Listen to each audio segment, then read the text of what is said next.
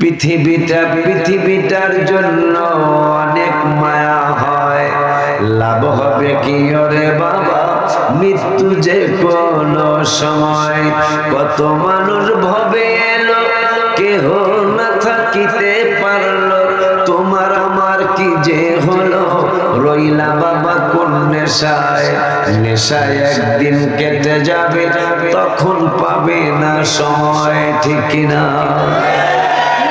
অনেক চেষ্টা করেছিলেন, হাজার হাজার কোটি টাকার মালিক, 1 লক্ষ 2 লক্ষ না, হাজার হাজার কোটি টাকার মালিক